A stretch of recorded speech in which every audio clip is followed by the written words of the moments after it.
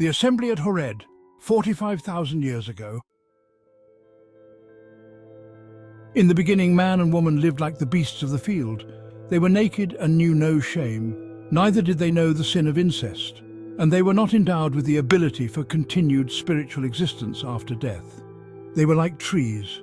And this race, the world's first people, were called in the old Persian tongue, Adam. And from the wider firmament of the universe came to the earth beings which took on forms like people, having all the attributes of mortals. Some of these had lived and died on other physical worlds before the earth was made, and some of these were from the higher celestial realms. Out of the astral elements, they could manifest themselves by force of their wills on the earth, for it was an era of the earth for such things to be. So it came to pass that there alighted upon the new earth millions of higher beings from the wider Etherian firmament. But many of them had never fulfilled a physical corporeal life, having died in infancy. And these higher beings did not comprehend procreation or corporeal physical life. By the side of the race of Adam, these higher beings took on physical, corporeal forms. They were called Eve, meaning the mother of life. But they were told not to partake of the tree of life. This is to say, they were not to have sexual relations with those of the race of Adam. Otherwise, they would become procreators and bound to the earth and the lower heavens that surround it.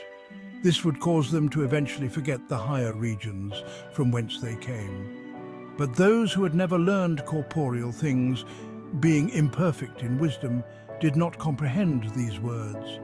They dwelt with the race of Adam and were tempted to procreate with them.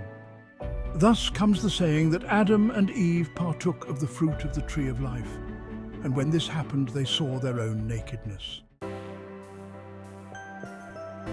And so it happened that a new race was born on the earth. They were called in the old tongue Abel, because they were the fruit of heaven and earth. We call them the Ehins. And this race was the first on the earth capable of continued spiritual existence after death, and had the capacity to be taught spiritual things. Thus it was said, "The earth conceived of the Lord." And when earth moved out of that era, these angels gave up their forms and to be no more seen as mortals. When it was done, they were told that because they had brought forth life that is in flesh and blood, they were to minister to man and woman for 6 generations on the face of the earth. And so that man may continue to walk upright, they would teach him the law of incest, for man of himself cannot attain to know this.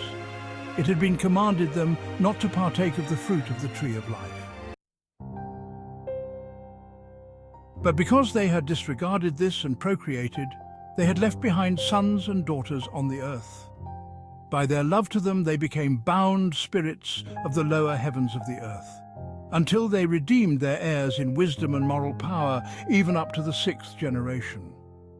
They could not again arise and inherit the higher, emancipated heavens.